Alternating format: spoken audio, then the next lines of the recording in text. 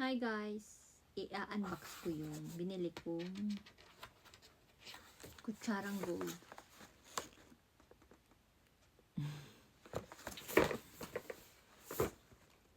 Nagbili akong kutsarang gold. Gold nga ang kutsara ko, pero wala na akong makain.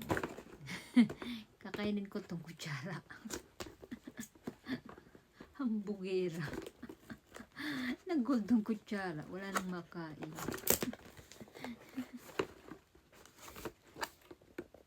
Ganun daw ang mayabang. Bibili ng kung ano-ano. Kahit wala ng pera, ipapangutang pa. Inutang ko to sa Bombay, charot.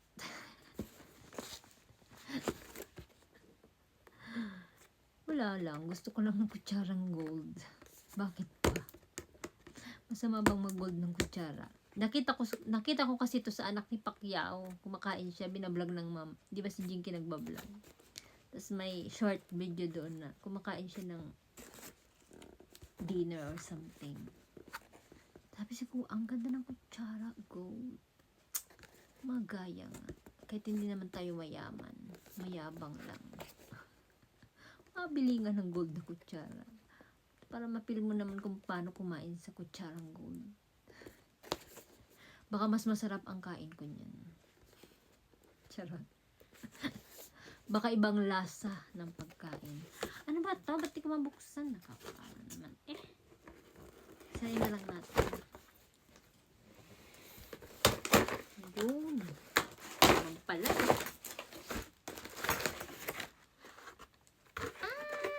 Aking kutsara. Nung bumili ako nito, hinanapan akong ID. Kasi may ano pala. May knife.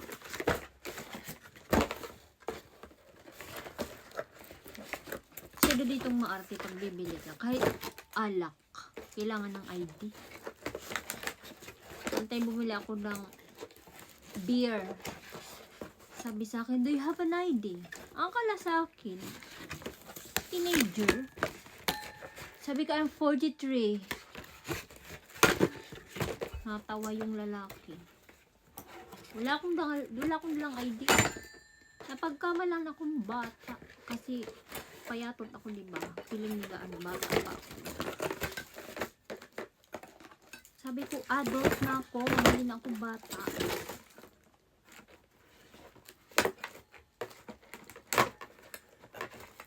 Matagal ko na tong tinatanaw-tanaw doon sa work ko. Every day, pag pumapasok, nagtatrabaho ako doon. Nakikita ko to, lagi ko siyang nilalapitan. Sabi ko, bibilhin ko na ba talaga siya? O hindi?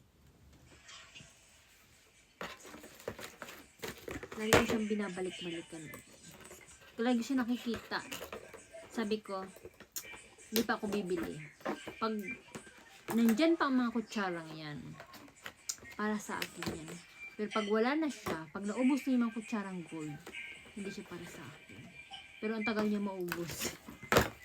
Kasi madami siya. Ganyan ako pag bumibili, pag may nagugustuhan.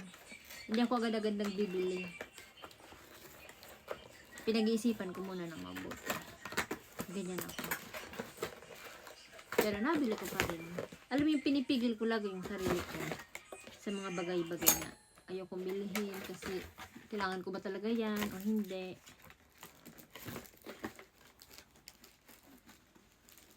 Sabi ko, sige na nga, bilhin nga natin. Life is too short. Mga kutsara nga ng gold. Kahit man lang sa kutsara, nagpipiling tayong mayabang. Ano bang pakiramdam na kumakain sa gold na kutsara? Hindi naman ako ipinanganak na gintong kutsara. Diba, gintong kutsara. Ang tawag sa akin, ipinanganak ko ng hampas lupa. Charot. Hampas lupa. Hampas lupa talaga. Ang hirap. Ayun.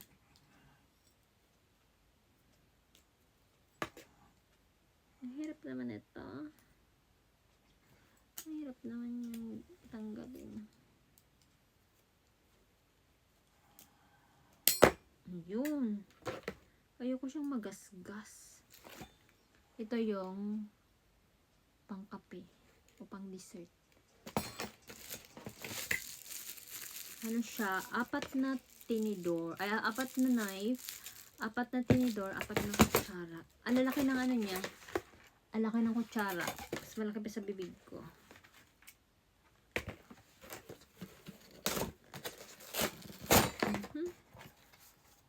Ay, yun naman pala eh.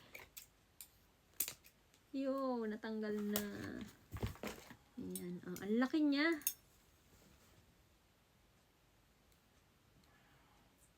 Yun lang.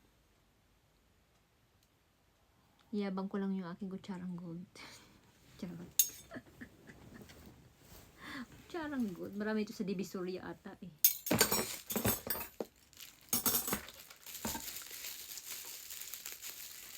Mapifeel ko ang aking kain masarap. Charot. Cheers. Ayan. Gusto ko pang bumili ng isang set pa para maging siyang 16 pieces. Dadalhin ko sa Philippines. Dun sa amin sa Bicol.